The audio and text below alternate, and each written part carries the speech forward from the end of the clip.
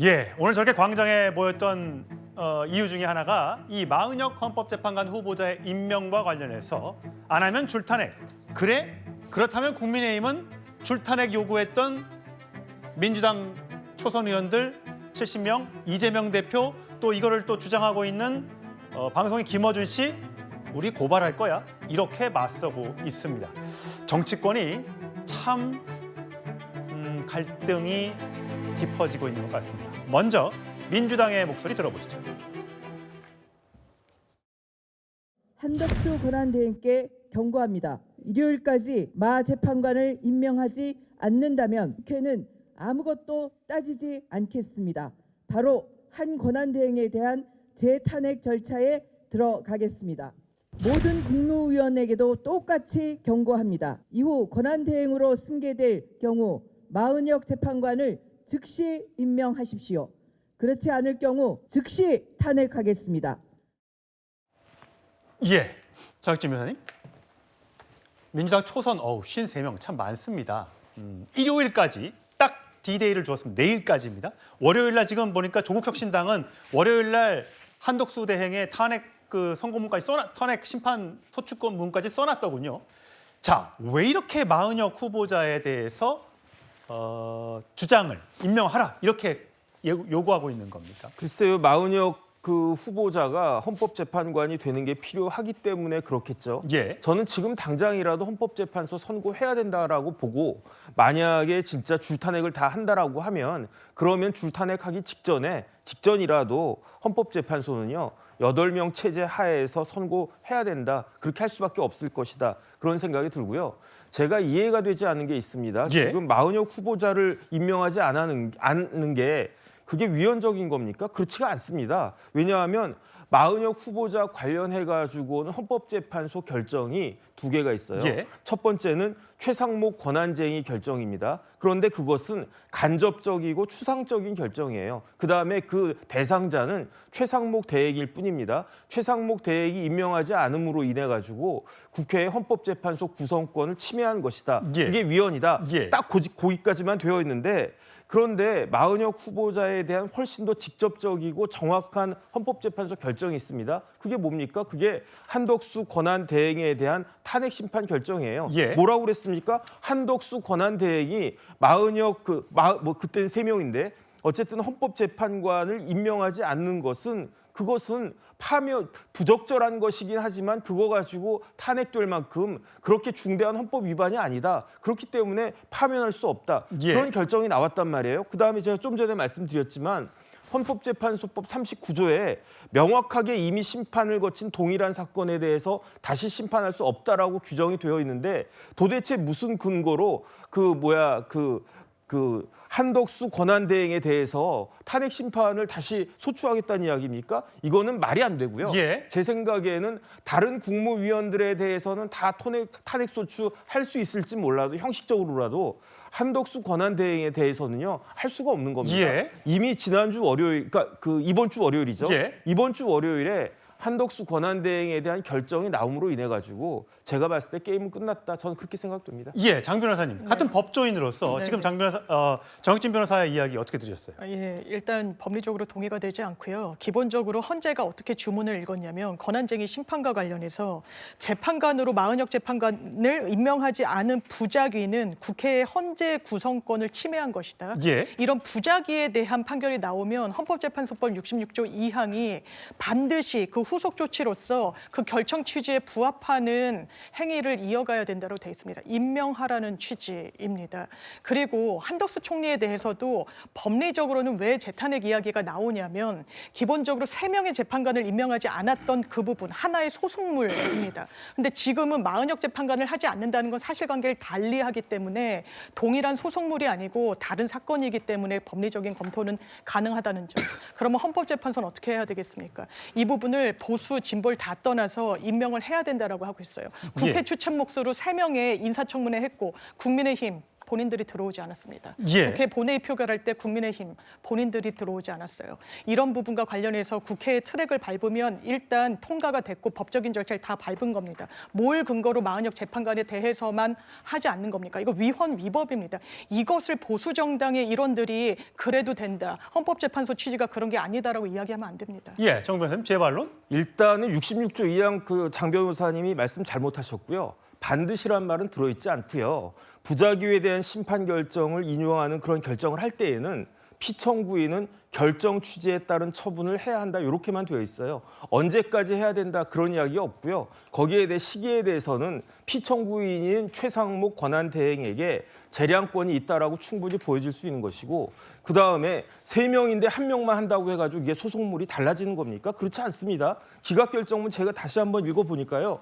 문영배 재판관 등 4명도 뭐라고 이야기했느냐. 대통령이 국회가 선출한 사람을 재판관으로 임명할 헌법상의 자기 의미가 있지만 하지만 한덕수 권한대행이 임명 거부한 것은 헌재를 무력화하려고 하는 목적이 없기 때문에 한덕수 권한대행이 헌법이나 법률 위반을 했다라고 해서 그것이 국민의 신임을 배반한 것이 아니다라고 그 문영배부터 해가지고 4명의 헌법재판관 그렇게 이야기하지 않았습니까? 예. 거기에다가 김복형 재판관은 아예 헌법법률 위반도 없다고 그랬고요. 나머지 2명은 아예 이건 각하사유다 이렇게 이야기했는데 어떻게 이런 명명백백한 헌법재판 결정이 이번 주 월요일에 나왔는데 채 그 결정문에 도장이 마르기도 전에 또 탄핵 소출한다라고 하는가? 이거는요 진짜 선진국가에서는 있을 수가 없는 일이다. 저는 그런 생각 듭니다. 예. 어쨌든 저희가 이렇게 중소벤처기업부 장관까지 국무위원 20번까지 순서를 매겨놨는데 뭐 국민 여러분들께서 사실 장관들의 이름도 기억하기가 어려운데 거리시 이 승계 순서까지 아실 필요는 없습니다만 혹시라도 줄탄핵이 이루어지게 된다면 이런 순서대로 가게 된다는 것. 자, 이런 순서대로 가게 된다는 것은 다음 그래픽을 보면요. 국무회의가 열리기 위해선 정족수라는 게 있죠. 현재 16명만 정상 직무 중입니다. 공석이기도 하고 어떤 분은 이미 탄핵 소추가 된 상태이고요. 6명만 추가로 탄핵되면 국무회의도 아예 열릴 수가 없는 그렇게 돼서 국회의장이 어떻게 보면 나라를 끌고 가는 어떤 그런 현상이 벌어질 수도 있다라는 게 국민의힘 주장인 것 같습니다. 자, 다음 장을 볼까요? 민주당의 박지원 의원은 이런 얘기를 올렸더군요. 강성필 부대변인. 네. 정족수 미달 헌재가 만약에 된다면 국회도 정족수 미달로 아무런 결정을 못하는 불임 정부를 만들 수밖에 없다. 자, 정족수 미달 헌재라는 게 9명입니까? 6명입니까? 몇 명이란 얘기입니까? 제가 생각했을 때는 6명으로 저는 생각을 했어요. 그럼 4월 18일 날 문영배 이미선 재판관이 물러난 뒤에도 네. 결국 결정을 못할 경우엔 네. 그러면 줄탄핵이 불가피하다 이겁니까? 네, 그런데 이제 이건 여러 가지로 좀 상황이 좀 복잡한 면도 있습니다. 또 이런 말도 있습니다. 사실 4월 18일 날 2명의 헌법재판관이 임기 만료로 사퇴를 하고 나면 이 한덕수 권한대행이 소극적인 권한 행사만 할 수 있기 때문에 대통령 몫을 임명해서는 안 된다라고 해버리고 또 본인도 그렇게 하겠다라고 해버리면 쉽게 말해서 본인이 그냥 계속해서 2년 동안 권한대행 체제로 사실 대한민국이 갈 수도 있는 그런 시나리오까지도 지금 상상할 수 있는 상황입니다. 그렇기 때문에 민주당으로서도 사실 말씀하신 줄탄핵을 통해 가지고 어떻게 되면은 그 헌법재판소에 대한 어떤 선고를 조금 압력을 시킬 수 있다. 예. 그러니까 더 간단히 말씀드리면 이런 시나리오가 있는데 민주당이 이렇게까지 강행을 해버리면 그야말로 대한민국이 엉망진창이 될 수 있는 거 아닙니까? 예. 그럼 그 책임이 누구한테 있느냐? 헌법재판관들한테 있는 겁니다. 헌법재판관들이 원래 당초에 예상했던 것처럼 물론 약속한 적은 없지만 3월 14일 날 선고했다면 이런 말을 할 필요가 없는 것이거든요. 그래서 지금도 헌법재판소는 직무유기를 하고 있다고 저는 보고 있거든요. 그래서 예. 직무유기가 계속되면은 어떤 상황이 벌어질지 모른다라는 것을 민주당에서 구체적으로 말을 하면서 압박을 하고 있는 것이지 저게 현실로 다 이루어진다는 것은 아니다. 저는 이렇게 봅니다. 예. 자, 서정욱 변호사님. 이렇게 이제 마은혁 헌법재판관 후보자가 중요한 것은 결국 이분이 키를 갖고 있다. 헌법재판 탄핵 선고에 이제 그렇게 보는 경향이 있는데 뭐 8대 0이다, 7대 1이다, 6대 2다, 5대 3이다, 4대 4다. 참 다양한 시나리오가 있습니다. 뭐 저도 뭐 또 혹시 누구한테 여쭤봤더니 지금 뭐 3.5 대 5.5다. 아니 4.5다. 뭐 이런 얘기도 하고요. 도대체 뭐가 지금 어떤 게 진실이고 어떤 게 거짓입니까? 뭡니까? 제가 보기에 이걸 제일 잘하는 분이 저는 문영배 소장하고요. 네. 정영식 주심이에요. 예. 우리 그 헌법재판 심판 규칙 20조에 보면요. 선고기일은 게 그 재판장이 잡게 돼 있습니다. 예. 재판장이 다른 재판관과 협의를 거쳐 기일을 정한다. 예. 이렇게 돼 있거든요. 그러니까 아마 이 문영배 소장 입장에서는 안정적으로 6명이 안 되니까 그냥 선고기를 잡았다가 원래는 이게 당일날 평결하거든요. 뭐 전날이나 당일날 하죠. 당일날 많이 합니다. 예. 바뀌었대 30분 전에도. 예. 근데 아직 속내를 완전히 안 드러내는 분이 있다는 거예요. 근데 아직 안 드러낸 분이 아직도 계시다고요? 왜냐하면 이게 쟁점별로는 이게 의견을 평의를 하죠. 아, 네, 종합적으로 그렇게 종합 봤을 때. 의견이 나는 기각이다, 각하다. 예. 확실히 표현할 이유가 없죠. 예. 당일 하면 되죠. 예. 그러니까 아마 제가 보기에 저는 문영배 소장이 기일 안 잡는 거는 6명이 안 되니까 본인은 기각 판결 쓰고 낭독하고 가면 본인에게 독박 쓰죠. 그럴 바에는 이게 18일 그냥 가죠. 예. 기각 될 바에는. 그렇다면 본인이 이미선 재판관과 임기가 끝나는 4월 18일까지 선고를 않고 물러나면 6명이 되잖아요. 근데 6명으로는 평결을 못 하는 거 아닙니까? 그거는 이제 문영배 소장이 알 바 아니고 뒤에 사람이 알아야 할 문제인데 근데 강성필 부대변인 거 다른 게요. 예. 원래는 이게 대통령 고유한 몫의 3명은 권한대행 못 하거든요. 근데 그 학설을 보면요. 헌재가 마비되는 경우에 소극적으로 유지를 위한 건 할 수 있다고 돼 있어요.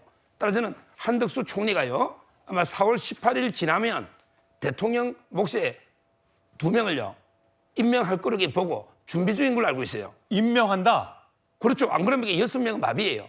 법에는 7명 이상 해요. 가처분은 옛날에 이준숙 위원장 가처분이고 따라서 그 한덕수 총리에게 그 4월 18일 2명이 나가면 아마 새로 2명 하고 그때 만약 임명할 거예요. 그러면 이게 9명이 차잖아요. 예. 그래가지고 선고하면요.